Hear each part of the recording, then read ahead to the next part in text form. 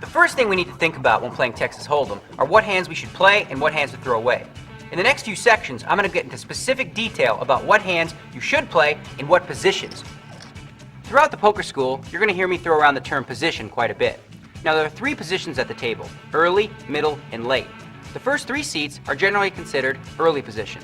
Then we have middle position, and the button and the 2 seats directly to the right of the button would be considered late position.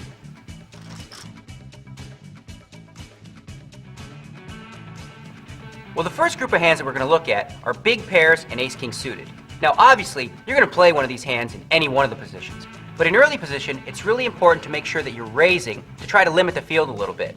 You don't want to play 2 kings against 4 players. Now, moving on to middle position, if you've already had some action in front of you, again, it's important to raise, but you should be raising a little more to protect your hand. Now in late position, this is the best possible spot you could be in. You've already seen all the action in front of you, you're going to get to act last on every single street, which is a huge benefit in Texas Hold'em. Now again, with one of these hands, you should raise. So in all 3 situations, you should basically be raising with these hands. Since they're so good, you want to put more money in the pot.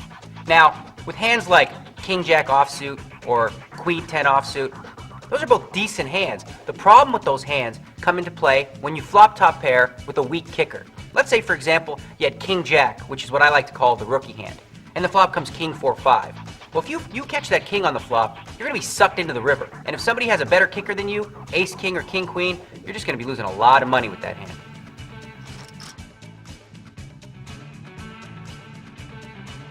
Probably the trickiest hands to play are those pesky middle pairs. I'm talking about jacks, 10s, 9s, and even 8s really.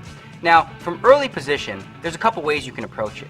Limping is sort of a cautious way to see what happens behind you, but generally, it goes along with my style. It would be to raise with these hands and try to sort of isolate and maybe play it against one opponent.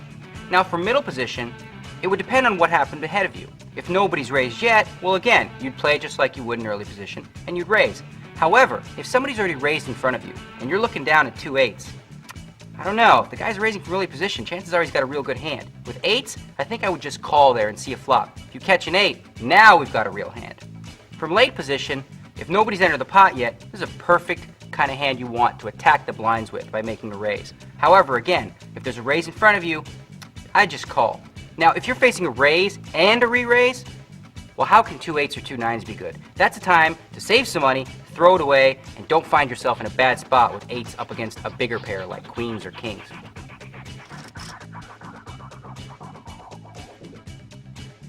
You need to be really careful when you're playing small pairs. In early position, I advise just limping in and trying to see the flop cheaply. Now, you could fold, and that's probably what the books would tell you to do.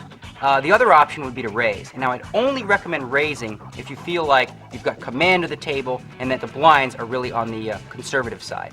Now for middle position, if nobody's entered the pot yet, lean towards raising and trying to attack the blinds. However, if there's already been some limpers, well then you can limp along as well and try to see a cheap flop.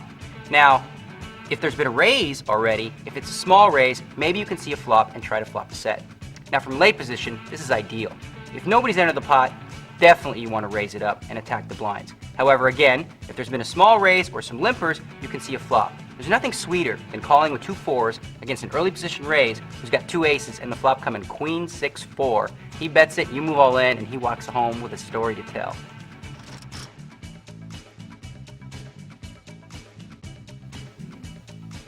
Suited connectors. Now we're getting into the fun stuff. If you play these hands correctly, you can win yourself a lot of money. From early position, with a short stack, you just got to throw it away. If you had a big stack though, you might be able to throw in a small raise for deceptive purposes.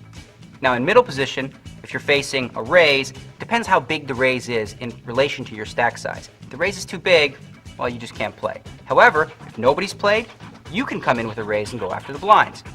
In late position, now this is where it gets fun.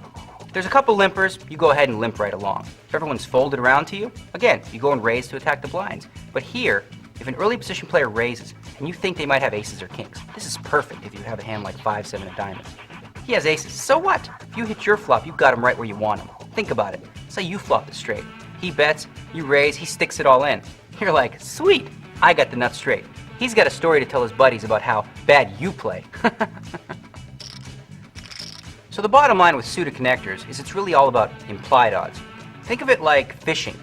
You're throwing out the bait, and then really what you're trying to do is reel in a big sucker if you hit a good flop.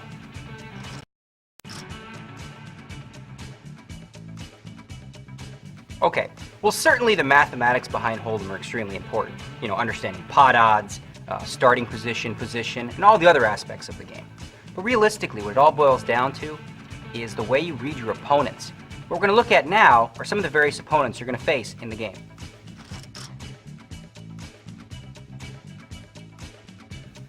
Playing against amateurs is where you're going to make the brunt of your money. I mean, these guys don't know what they're doing. They're playing all sorts of hands they shouldn't be playing, calling all kinds of bets they definitely shouldn't be calling. So the thing to think about when playing these amateurs is because they're calling stations, you don't want to bluff them. If you start bluffing amateurs, then you become an amateur, really.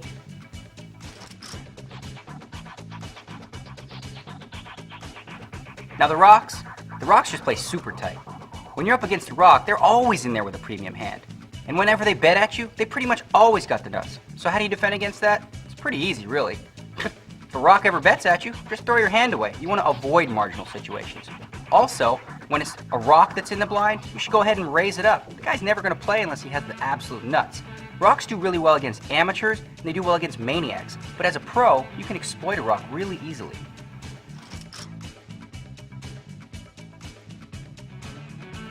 Now, when you're up against a maniac, you really have to have your seatbelt on. I mean, these guys are nuts. They're always betting, raising, re-raising, bluffing, with all kinds of weird hands.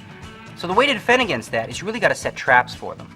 Let them bluff their money off and milk them all the way to the river. Set traps, that's the key. The problem is, for a pro, maniacs can often be a thorn in your side. The maniacs do really poorly against the rocks, and they do poorly against the amateurs, but they can often take a pro down.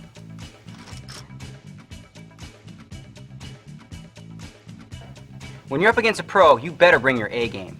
Pros aren't easily predictable. They mix up their game really well. Sometimes they're bluffing, sometimes they're playing the nuts. They're always constantly changing gears at will.